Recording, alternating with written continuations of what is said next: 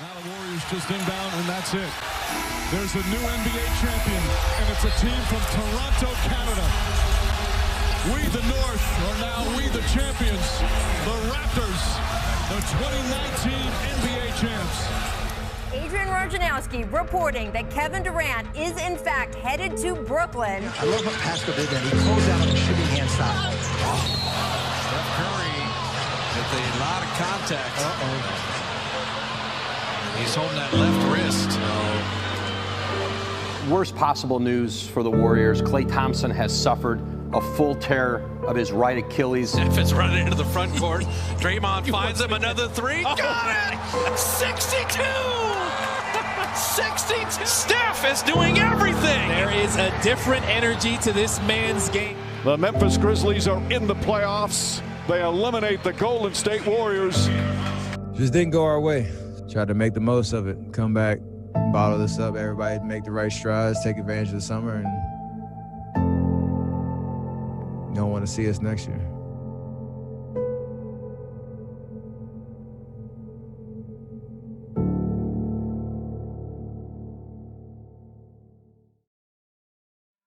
Two years removed from their loss in the 2019 NBA Finals, the expectations for Stephen Curry and Golden State had changed, or at least they had for everyone outside of the newly built Chase Center. You see, there are certain signs that signify the fall of a dynasty, conflict amongst the team's star players, career-changing injuries, the closing of a prime window. In some ways, the Warriors franchise had seen flashes of all three. And now, after finishing with the league's worst record in 2020, they had failed to make the playoffs for a second straight season after being bounced from the play-in game by the Grizzlies a year prior.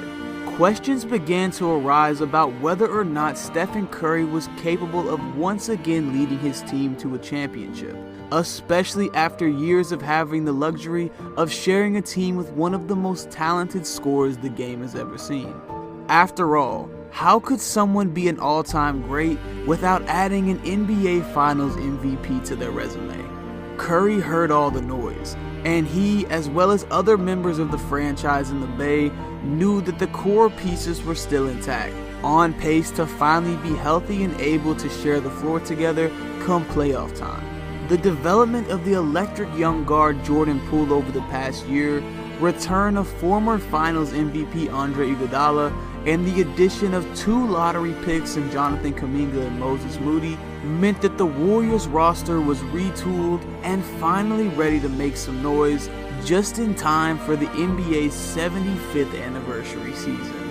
You know, our culture remains the same, and everything that we do on the court and how we play, it'll be probably pretty similar to years of past, where it highlights, you know, how different we are as a team, especially when me and Klay are out there and Draymond. From the opening tip of the regular season, you could see there was a familiar fire behind these Golden State Warriors. They opened the first 20 games of the season with an 18-2 record, with Curry going off for 28 points per game over the stretch. This included a triple-double in an opening night win over LeBron James's Lakers and a 50-point, 10-assist explosion versus Atlanta that made him the oldest player to ever put up the stat line. Steph had faced his share of criticism since the team's collapse in the 2019 Finals, and coming off one of the best statistical seasons of his career the previous season, was on a mission to prove that he was still playing at a 2-time MVP level. It's just incredible to watch Steph. I think his greatness is at the level now where we just expect it. Maybe that's the true measure of greatness, when a guy can hit 9 or 10 threes and you don't even bat an eye, because you've seen it before and you know you're going to see it again. After weeks of build-up, a crowning moment of the regular season and his career came on December 14th, 2021. The three-point record has always been something I've looked at and kept track of and understand, the longevity that is required to reach those heights. What Ray Allen has done, stretching the imagination of what it means to shoot the three-pointer and make it a pivotal and important part of your game. I've taken that confidence and run with it. We all talk about, who's the GOAT? And the reality is it's all subjective. But the one thing that isn't subjective when you talk to anyone is who's the greatest shooter ever. There is no debate. On the cusp of history, the Golden State Warriors find themselves in New York City at Madison Square Garden as Steph Curry is now 2 away from setting the all-time three-point mark. Ray Allen is here, who's the current record holder for the most threes in NBA history. Reggie Miller is here. Steph's dad is here. It's just a sort of a celebratory mood here tonight. So Steph to tie it. There it is.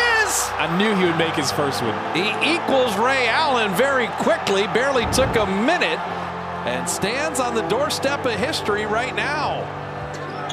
There's that cross screen again to Wiggins. Steph, three. There it is. NBA three-point history. Stephen Curry stands alone as the most dominant distance shooter the game has ever seen. 2,974 threes and counting. I got much to say besides I appreciate everybody that's had a part in me being who I am on the court, off the court. Like, this is a career milestone because of everybody that I got to suit up with, everybody that set screens for me, everybody that passed me the ball, everybody that believed in our offense and believed in winning in the process. So this is truly special, man. To know I watched Ray when he passed Reggie in Boston and I had this moment at the Garden. This number right here has been on my mind for a long time, so I'm gonna enjoy every minute of it, and just know that I'm the greatest three-point shooter in the history of the league. That's pretty special to say. I'm finally ready to say it, baby. Let's go. The new year brought some exciting moments for the Warriors, none bigger than the return of Steph's longtime splash brother Klay Thompson after being away from the game for 941 days. He went to reach, and Klay down the lane! I think he's healthy. Yo! Finally having one of the game's great backcourts reunited, the Warriors were able to continue to build chemistry throughout the early months of the year and into the All-Star break, with the NBA's most exciting weekend being held in Curry's birth city of Cleveland, a place where he had experienced some legendary finals battles. The writing was on the wall for a big performance from the 8-time All-Star, and he would deliver one of the most memorable nights in the event's history. It's on the list. Look at this. Oh, my goodness. I had a few flashback nightmares. Stop everyone out here oohing and on with him. We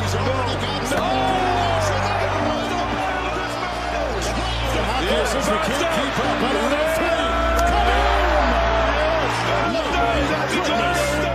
And the key MVP, to its only fitting, one of the NBA's 75 all-time greats, Steph Curry. See, this trophy has a very special meaning. Honoring Kobe, Gigi, everybody that was lost 2 years ago. So very humbled, very blessed, and I really appreciate it. Following the buzz around Steph's big night, the Warriors cooled off down the final stretch of the season. Despite the team's championship core still being intact, they were dealing with a crucial injury to their glue guy Draymond Green, and experienced the growing pains that come with incorporating so many new pieces into the fold. As Golden State continued trying to build chemistry, on March 16th against the Boston Celtics, they would be hit with another devastating blow. Now the Warriors being kind of grimy defensively. But Marcus Smart saves the possession, but again Tatum drops it. Yeah, so here it is right here. Steph and Marcus are going for the loose ball. Marcus dives, and he goes right into Steph's knee. In order to be healthy come playoff time, Stephen Curry would miss the final 12 games of the regular season, in which Golden State would go 5-7 to end the year. Despite the rough ending, the Warriors still managed to finish with a 53-29 record, good enough for third best in the West. Curry would finish the year with his 8th All-NBA selection, averaging 25 points, 6 assists, and 5 rebounds per game, and led the NBA in three-pointers made for the 7th time in his career. Golden State now turned their attention to the postseason, with their trio of Curry, Thompson, and Draymond all finally being set to be active and sharing the floor for the first time since the 2019 finals. Only this time, the mission was to once again bring gold home to the Bay. Round 1 would see the Warriors match up with soon-to-be back-to-back MVP Nikola Jokic and the 6th-seeded Denver Nuggets. Curry was set to make his return in Game 1, but was regulated to a role off the bench for the first time in his playoff career, playing with a minutes restriction to err on the side of caution. This opened the door for Jordan Poole to make his playoff debut as a starter, in which he'd explode for 30 points in a 123-107 win in Game 1. It was clear the Nuggets just didn't have the firepower to hang with the high-scoring offensive attack of Golden State, as the Warriors began experimenting with a deadly small ball lineup that included Curry, Poole, Klay, first-time All-Star Andrew Wiggins, and Draymond Green at the 5. The fast-paced scoring would lead to Steph dropping 34 points in 22 minutes off the bench in a Game 2 win. And once he returned to the starting lineup, Golden State would complete the gentleman's sweep, winning the series 4-1. Round 2 would be Golden State's greatest challenge yet, as they faced a team they knew all too well following their elimination the previous year. The young Memphis Grizzlies had been on a tear during the regular season, earning the 2 seed after riding the momentum of rising star Ja Morant, matchup nightmare Jaren Jackson Jr., and a group of gritty role players.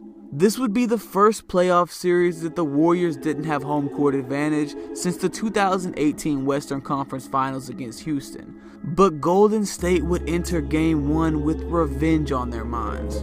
But he's got to take it personal if they're going to defend him with a small perimeter guy. Oh, Gary Payton with the flush. Goes right at Bane. Curry, step back 3.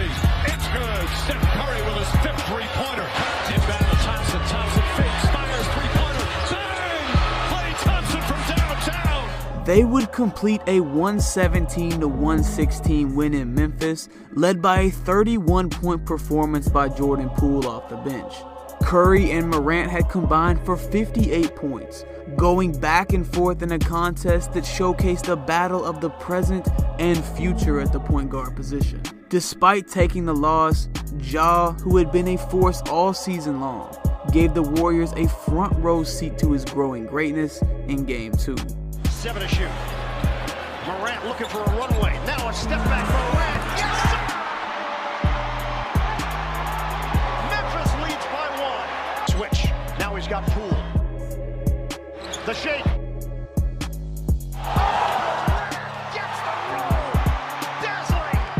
It's a tough feeling, but we understand the big picture. You know, we came, got one, take care of our home court on Saturday.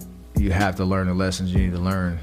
We know we're ready for it, and we're ready to bounce back and get ready for the game on Saturday. Golden State had still been able to steal home court advantage for the series, and in Game 3, showcased exactly why they still belonged at the top of the Western Conference.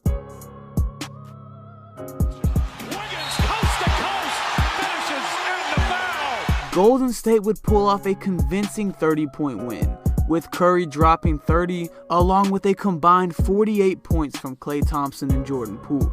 An injury to Morant in the fourth quarter would all but seal the fate of the Grizzlies for the rest of the series, as Golden State would win 2 of the next 3, including 34 and 29-point daggers from Stephen to send Memphis home in 6. We can continue to build on this as we look forward to the next round, no matter who we play. So not lost in this journey is the fact that we're still trying to peak at the right time. It's an exciting time to get past this series and look forward to what's coming next.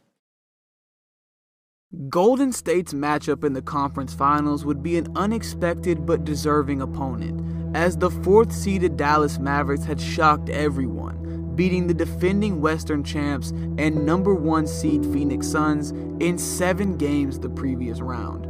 Luka Doncic had already proven to be one of the game's elite players, and now was looking to add a trip to the NBA Finals on his already growing list of accolades. The Warriors came out firing from the opening tip in Game 1, handing the Mavericks a loss in back-to-back games in the Chase Center to open the series. But it was Game 3, the first game in Dallas, that Stephen Curry would demonstrate the level of play that separates champions from the rest. Curry takes a handoff, accelerates front court, gets all the way inside hand, up and good, and a foul. Curry left corner with the shot. It's up and splash! Warriors retake the lead. 3. Steph got it. Oh, what a shot. He is ruthless. Curry at 3. Bullseye. Was that shimmy to you or for me? To you. Okay. To you. The Mavericks would respond with a win of their own in Game 4. But similar to Round 1, Golden State would answer with a 10-point win to eliminate Dallas in 5. Stephen Curry's performance earned him the inaugural Magic Johnson Western Conference Finals MVP award, the first elusive postseason MVP trophy of his career. This is a blessing. Obviously, it's a team effort to get back here with Draymond said for us to be out the mix for the last 2 years and to be where we belong back in the finals. This is special. Our fan base, to do it in this new building. This isn't the ultimate goal, but we got to celebrate this because all we went through these last 3 years. Earning a 6th finals appearance in 8 years, the first led solely by Curry since 2016, there was a legacy on the line in the 2022 NBA Finals, and Stephen was ready to respond. Solid hardware, baby. We're going back to the ship where we belong, 4 wins. 58 years. That's how long it had been